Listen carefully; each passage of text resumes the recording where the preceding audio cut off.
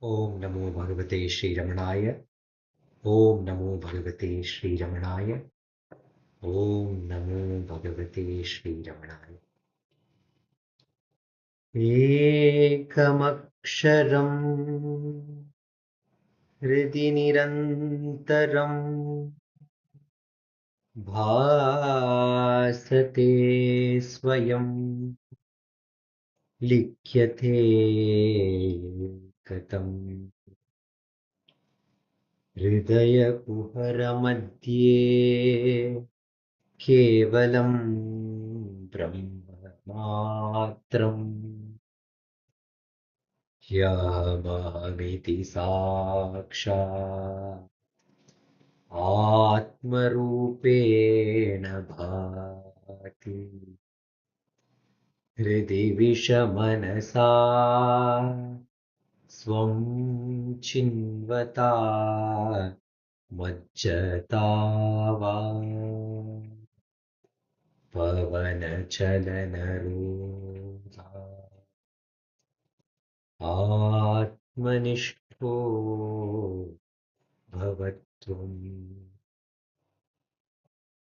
देहं मृण्मयवज्जडात्मकमहम् बुद्धिर्न तस्यास्त्यतो नाहं तत्तदपेतसुप्तिसमये सिद्धात्मसद्भावतः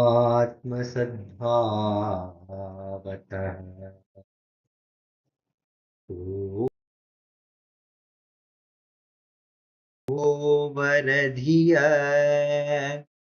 दृष्टात्मनिष्ठात्मना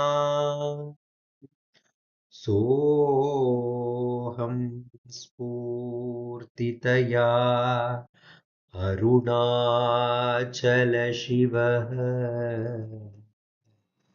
पूर्णो विभाति स्वयं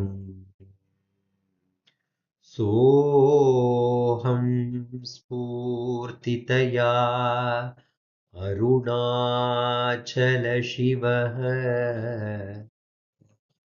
पूर्णो विभाति स्वयं. Namo Ramana. In this every Thursday satsang, we read two verses from the Guru Vachaka Kovai, which are the question and answers, questions asked by devotees and answered by Bhagavan Sri Ramana Maharshi, which has been compiled in a poetic format by Muruganar Swami, and we read the English translation of it and meditate on its meaning and sit for self-enquiry for some time, and the self-enquiry session ends with the summing up of these two verses by Venkatesh Deshpande, that will be followed by the offering of Ramana Ashtottaram by Vaibhavji and Prarthanama. Let us read the verses being selected for today's enquiry by Revati. This is the verse 78 from the Guru Vachak Kovai. Here Muruganar Swami says, there is no happiness that exists in its own right in any single one of the objects in the inert world. Again, there is no happiness that exists in its own right in any single one of the objects of the inert world. When this is the case, why does the stupid mind delude itself, imagining that happiness arises from the objects of the world?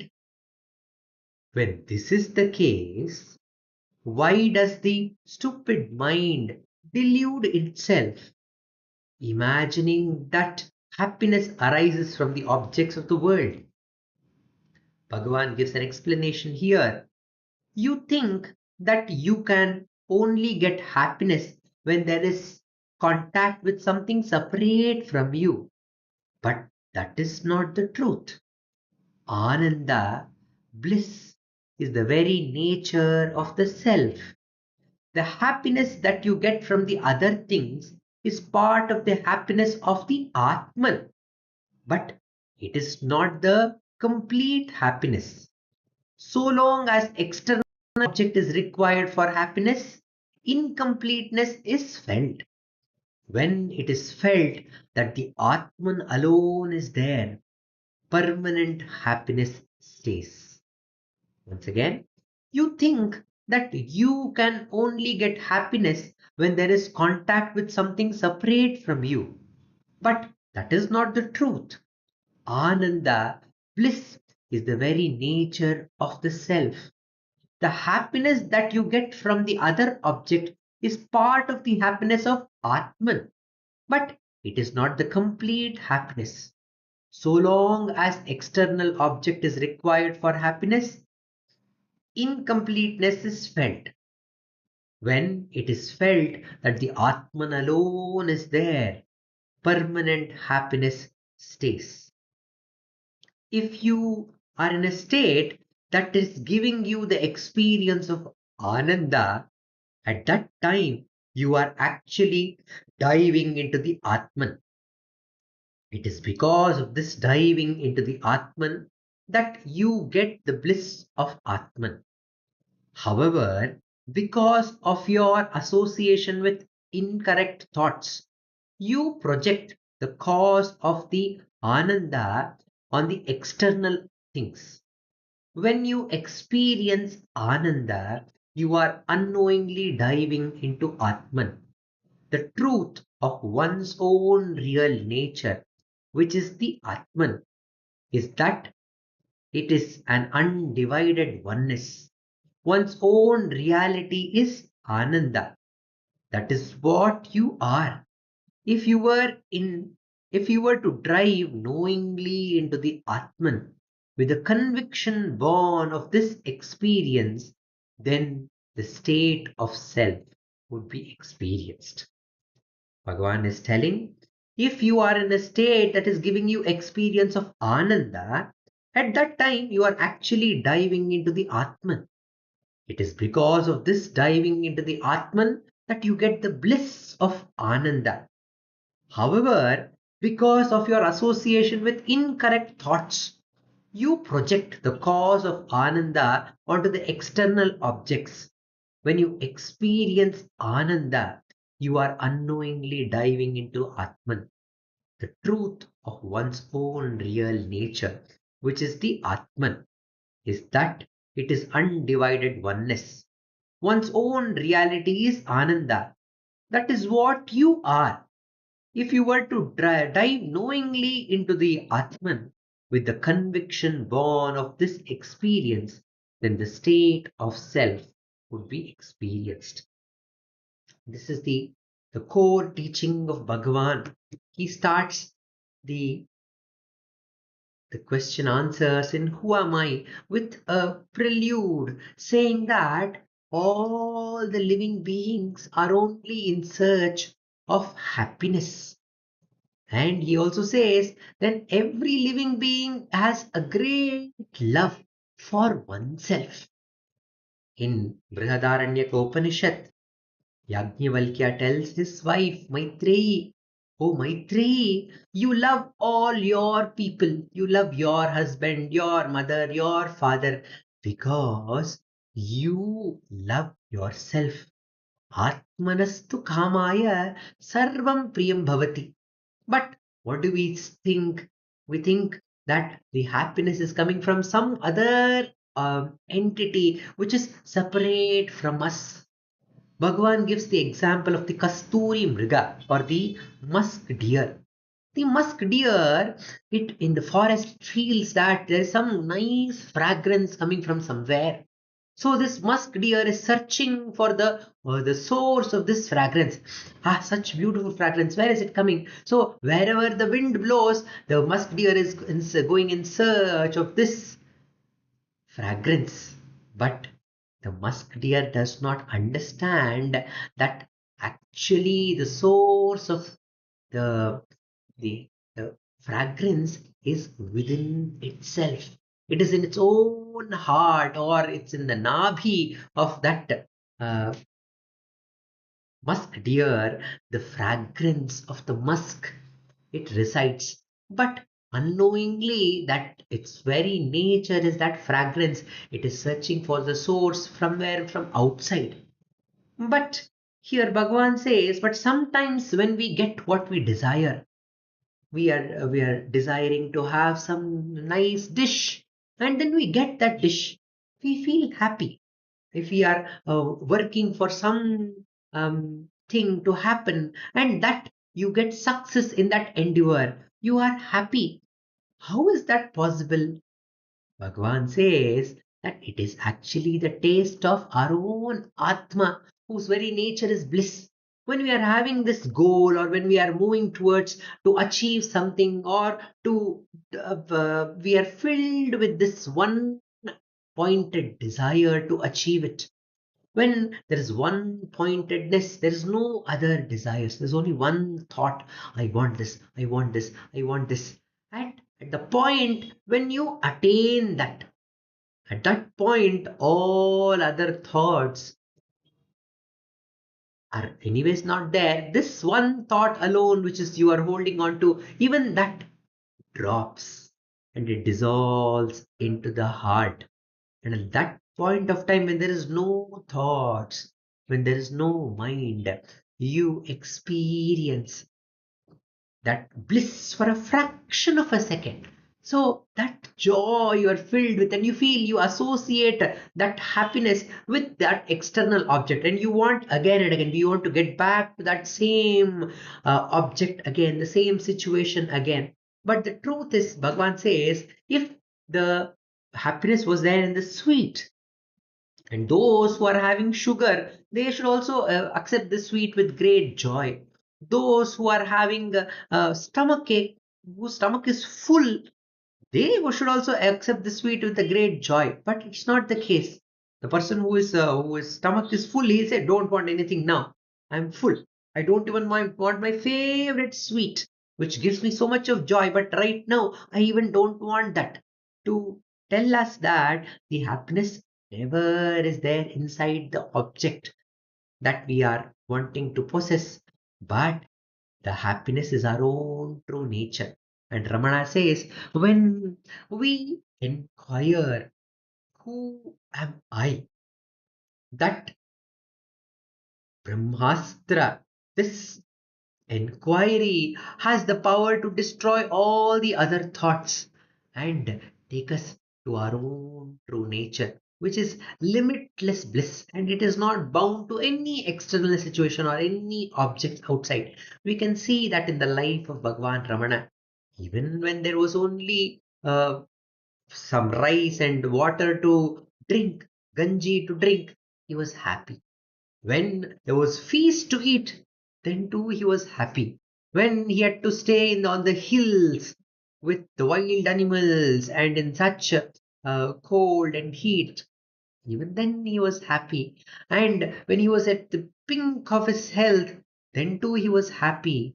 Even when he was suffering from the deadly sarcoma, even then, although the body was suffering, Ramana had a smile to make us understand that our true nature is bliss, which is not connected to anything external, including our own body or our own mind. It is free and untouched. That ananda, that bliss is our true nature. So let us sit down for self-enquiry for next 15 minutes. Whenever the thought arises, you quickly, instead of pursuing the thought, you cut the thought at its root with a question: for whom is this thought? Is this thought going to bring me happiness? It is only going to take me away from my happiness. For whom is this thought? The thought is for me. And quickly turn your attention towards the heart and ask the question: who am I? And hold on to this question until It takes us to our own true nature, which is bliss. With salutations to Bhagavan Ramana, who shines as this Atman in every being. Let us sit down for self enquiry for the next 15 minutes.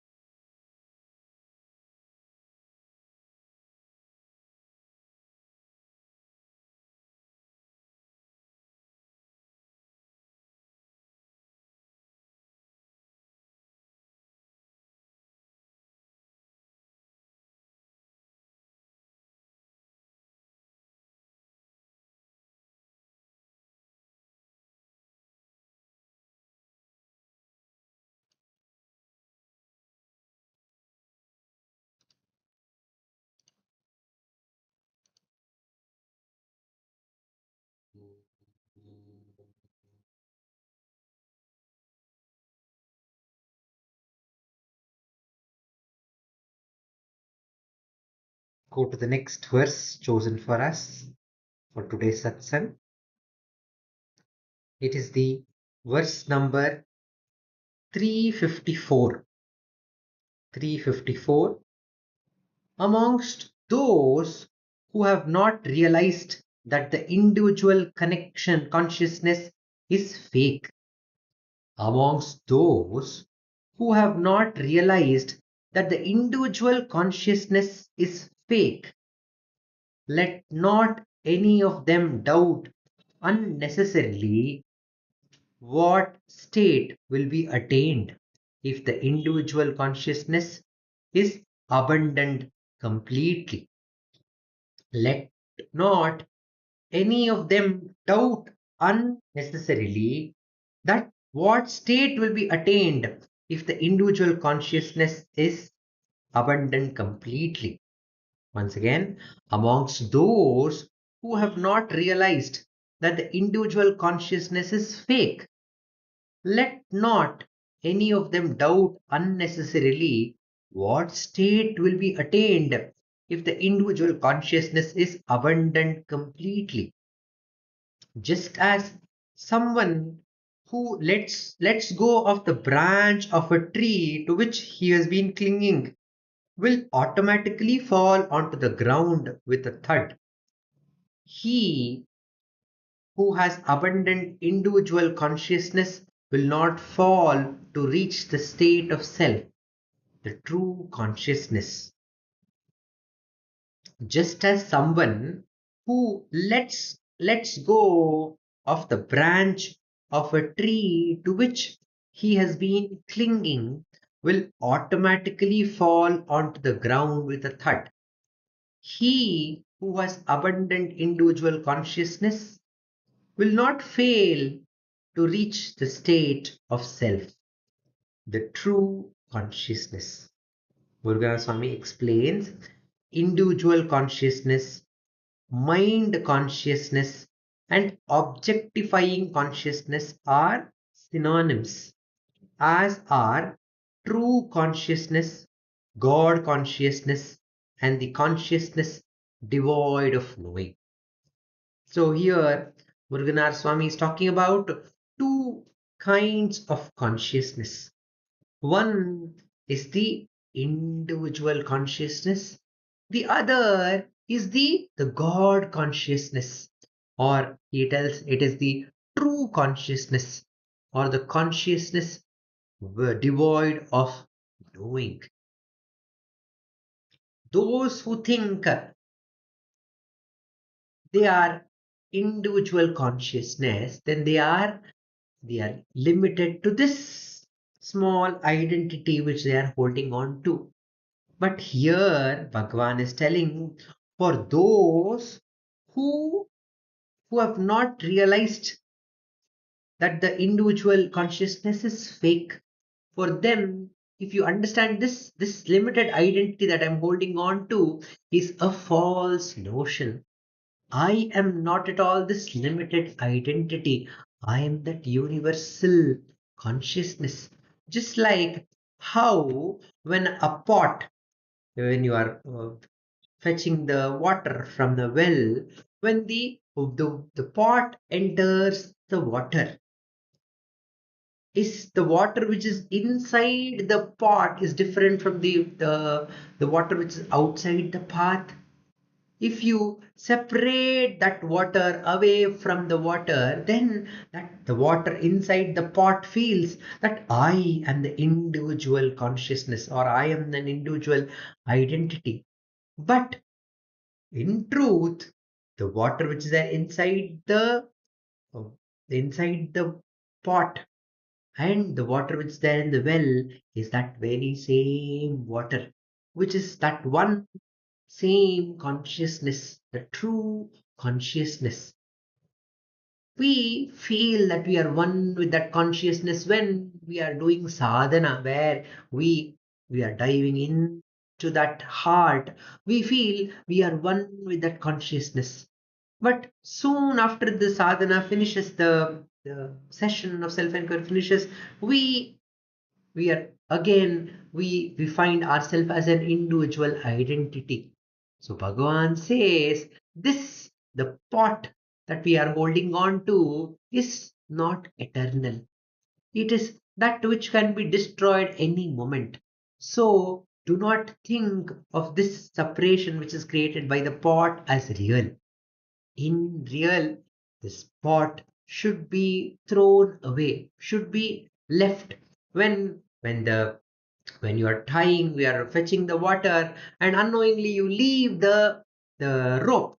Then what will happen to the pot? It will quickly go and dive into that water in the well. So Bhagavan is telling us we are holding on to this identity, this individual consciousness as ourselves. But Ramanatha says that it is fake. So it is time to drop this, the holding of this identity, the individual consciousness. When that happens, the ego, it sinks into its own true nature, which is true consciousness or limitless consciousness. So let us sit down for self inquiry with this thought. If the mind is moving outwards, if the thought are arising, one needs to understand that we are holding on to this false notion that I am this body. Because of this I thought, all the other thoughts are existing. Bhagavan says that this I thought is the source thought, and all the other thoughts arise from this because I exist. I am thinking about various things. So Ramana says this I thought is an independent thought, but all the other thoughts are dependent on this I thought. So instead of holding on to this thoughts, you make yourself devoid of all these thoughts. And how do you make it devoid of all the other connections? By asking the question, for whom is this thought? At that time, the mind, the attention turns towards oneself. And at that time, when one asks, who am I? What is this I thought? From where is this arising from? If one questions it, just like how a person leaves the branch, he falls down to the earth. That I thought it cannot stay independently in the air. It has to reach its true ground, which is the heart. Until that happens, let us continue with the self inquiry. We'll practice self inquiry for the next 10 minutes.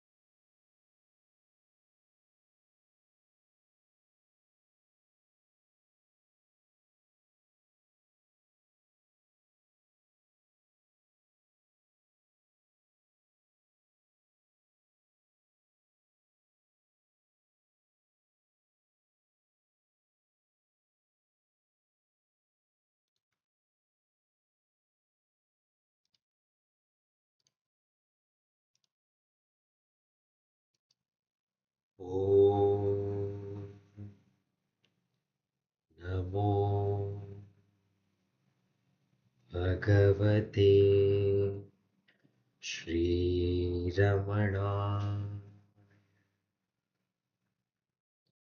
I request Venkatesh Deshpande ji to give the summing up remarks.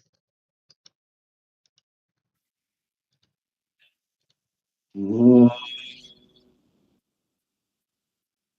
Gurur Brahma, Gurur Vishnu, Gurur Devo Maheshwaraha, Gurur Sakshat Parabrahma, Tasmai Shri Gurave Jnanamulam Guru Bhakti Pujamulam Orpadam Mantramulam Gururvakyam Mokshamulam Gurur Kripaha Mokshamulam Gurur Kripaha.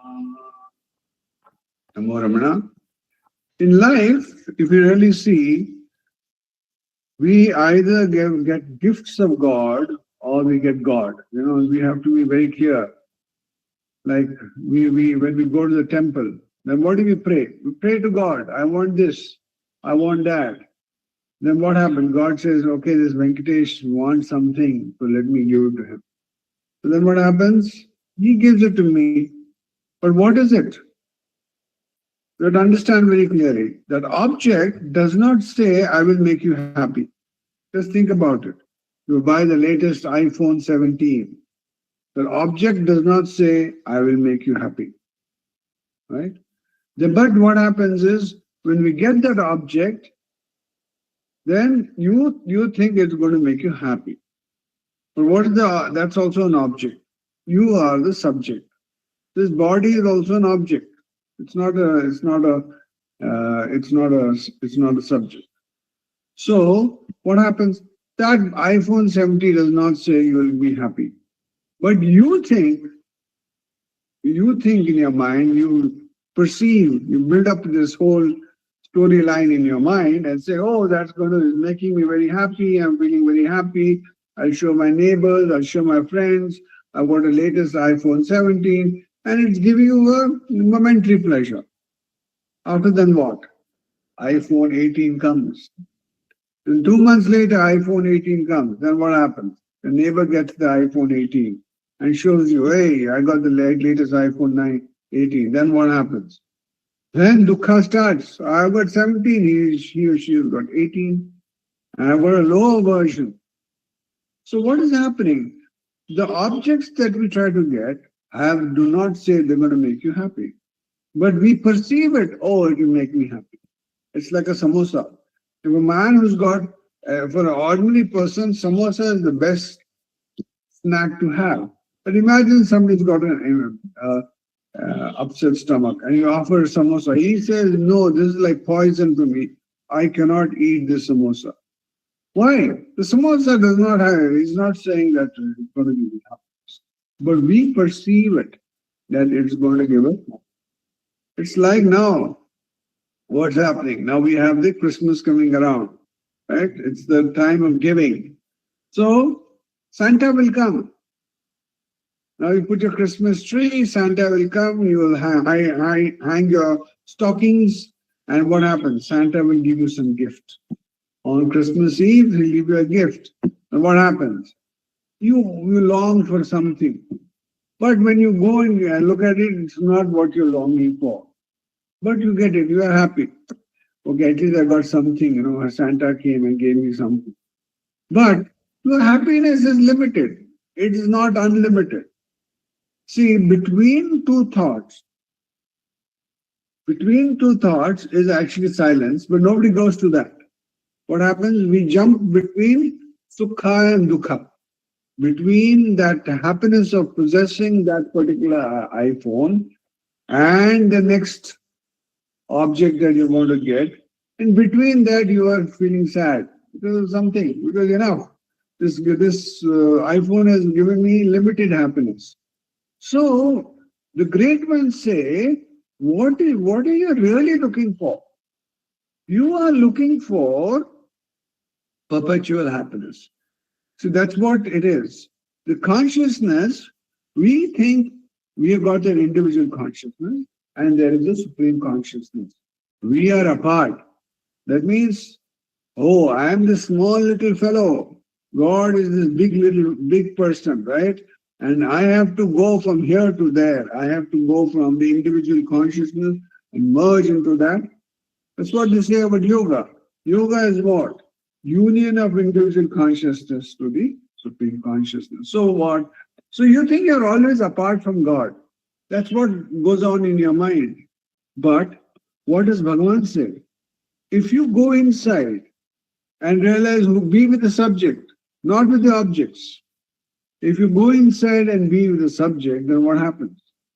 Then you don't need objects to make you happy because you are with the subject. And what's the nature of the subject? The nature of the subject is great joy, it is peace. But nobody wants to go there because then, what happened to this transaction based system? Oh, I will get one, Santa will bring something, my parents will bring something. I keep getting something or the other. I like that. But here, nobody wants to go to that peace which will give you perpetual happiness. Perpetual happiness means what? You are never sad. You are that gap between the sukha and the next sukha is not there. You are always happy, perpetually happy. So that's what Bhagavan is trying to tell us. Continuously, if you're holding on to the self, if you realize you are you and that individual consciousness and the God consciousness is one, that I amness is your truth, that the I amness is the truth of the God also. The self is your truth, the truth of the God is also the self. And these selves are not myself, yourself, himself, herself. We always get confused.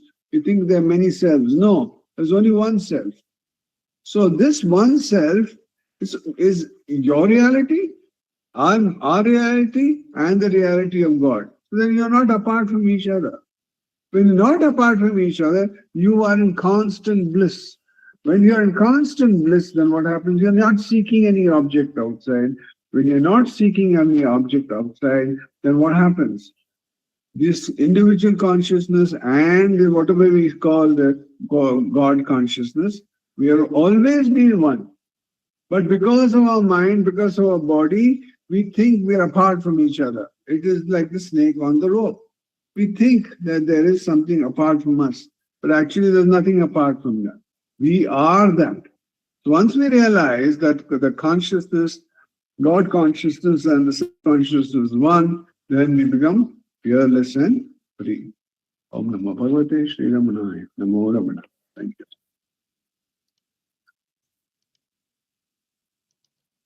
Namo Ramana Venkatesh. Thank you for that summing up.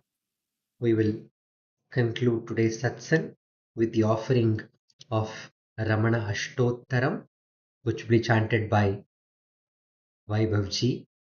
And when we are hearing the chanting of the Ashtottaram, we can meditate on who is the listener, or we can offer ourselves as flowers to the Ramana who shines in the heart. We will have the chanting of Ramana Ashtottaram.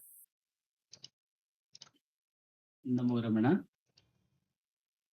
Bhardwaj Vishwanath विरचितं श्रीरमणाष्टोत्तर शतनामावलिः अपार सच्चित् सुखवारिराशे यस्योर्मिमात्रं भुवनं समस्तं गुहाहितं तं रमणं गभीरं चिन्ताविहीनं हृदि चिन्तयामि ॐ महासेन महंसेन जाताय नमः ॐ श्रीरमणाय नमः ॐ गुरवे नमः ॐ अखण्डसंविदाकाराय नमः ॐ महौजसे नमः ॐ कारणोद्भवाय नमः ॐ जगद्धितावताराय नमः ॐ श्रीभूमिनाथस्थलोस्थिताय नमः ॐ पराशरकुलोत्तंसाय नमः ॐ सुन्दरार्यतपःफलाय नमः ॐ कमनीयसुचारित्राय नमः ॐ सहायाम्बा सहायवते नमः। ॐ शोणाचलमहोलीनमानसाय नमः। ॐ स्वर्णहस्तकाय नमः। ॐ श्रीमद्वादशान्तमहास्थले लब्धविद्योदयाय नमः। ॐ महाशक्तिनिपातेन प्रबुद्धाय नमः। ॐ परमार्थविदे नमः। ॐ तीव्राय नमः। ॐ पितृपदान्वेषिणे नमः। ॐ इन्दुमौलिना पितृमते नमः। ॐ पितुरादेशतः शोणशैलं प्राप्ताय नमः। ॐ तपोमयाय नमः। ॐ उदासीनाय नमः। ॐ महायोगिने नमः। ॐ महोत्साहाय नमः। ॐ कुशाग्रदिये नमः। ॐ शान्तसङ्कल्पसम्रम्भाय नमः। ॐ सुसन्दृशे नमः। ॐ सवित्रे नमः। ॐ स्थिराय नमः। ॐ तपक्षपितसर्वाङ्गाय नमः। ॐ फुल्लाम्बुजविलोचनाय नमः। ॐ चन्द्रिकासितहासश्रीमण्डिताननमण्डलाय नमः। ॐ चूतवाट्यां समासीनाय नमः। ॐ चूर्णिकाखिलविभ्रमाय नमः। ॐ वेदवेदान्ततत्त्वज्ञाय नमः। ॐ चिन्मुद्रिणे नमः। ॐ त्रिगुणातिगाय नमः। ॐ विरूपाक्षगुहावासाय नमः। ॐ विराजदचलाकृतये नमः। ॐ उद्दीप्तनयनाय नमः। ॐ पूर्णाय नमः। ॐ रचिताचलताण्डवाय नमः। ॐ गम्भीराय नमः। ॐ परमाचार्याय नमः। ॐ सुप्रसन्नाय नमः। ॐ अभयप्रदाय नमः। ॐ दक्षिणस्य निभाय नमः। ॐ धीराय नमः। ॐ दक्षिणाभिमुखाय नमः। ॐ स्वराजे नमः। ॐ महर्षये नमः। ॐ भगवते नमः। ॐ ईड्याय नमः। ॐ भूमविद्याविशारदाय नमः। ॐ विमलाय नमः। ॐ दीर्घदर्शिने नमः। ॐ आप्ताय नमः। ॐ ऋजुमार्गप्रदर्शकाय नमः।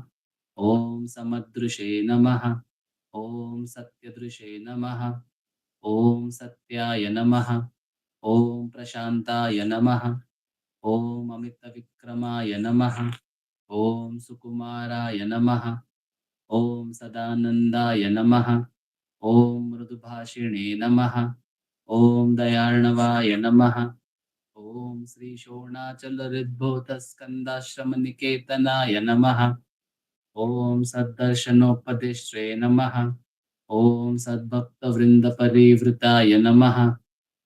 ॐ गणेशमुनिभृङ्गेन सेविताङ्घ्रिसरोरुहाय नमः। ॐ गीतोपदेशसारादिग्रन्थसञ्चिन्नसंशयाय नमः। ॐ वर्णाश्रममतातीताय नमः। ॐ रसज्ञाय नमः। ॐ सौम्याय नमः। ॐ आत्मवते नमः। ॐ सर्वावनिमतस्थानाम् आराध्याय नमः। ॐ सर्वसद्गुणिने नमः। ॐ आत्मारामाय नमः। ॐ महाभागाय नमः। ॐ मातृमुक्तिविधायकाय नमः। ॐ विनताय नमः। ॐ विनुताय नमः। ॐ विप्राय नमः। ॐ मुनीन्द्राय नमः। ॐ पावकोज्ज्वलाय नमः। ॐ दर्शनादगसंहारिणे नमः। ॐ मौनेन स्वात्मबोधकाय नमः। ॐ मृच्छान्तिकरसान्निध्याय नमः। ॐ स्मरणाद्बन्धमोचकाय नमः। ॐ अन्तस्तिमिरचण्डांशवे नमः। ॐ संसारार्णवतारकाय नमः। ॐ शोणाद्रिशस्तुतिद्रष्टे नमः। ॐ हार्दविद्याप्रकाशकाय नमः। ॐ अविच्युतनिजप्रज्ञाय नमः। ॐ नैसर्गिकमहातपसे नमः। ॐ कमण्डलुधराय नमः। ॐ शुभ्रकौपीनवसनाय नमः। ॐ गुहाय नमः। ॐ दण्डपाणये नमः। ॐ कृपापूर्णाय नमः। ॐ भवरोगविषग्वराय नमः। ॐ स्कन्दाय नमः। ॐ देवतमाय नमः। ॐ अमर्त्याय नमः। ॐ सेनान्ये नमः। ॐ पुरुषोत्तमाय नमः। ॐ श्रीरमण भगवते नमः। श्रीरमणाष्टोत्तरशतनाम पूजां समर्पयामि। यस्थानोररुणाचलस्य पदयोः स्मृत्याजलिं प्राप्यत दिव्यानुग्रहसुप्रवाहविवशस्तादात्म्यभावं गतः विनिष्टस्वगभीरनित्यतपसा लोकान् पुनास्येकराट् तस्मै श्रीरमणाय ते नम इदं लोकोत्तरज्योतिषे। ॐ नमो भगवते श्रीरमणाय।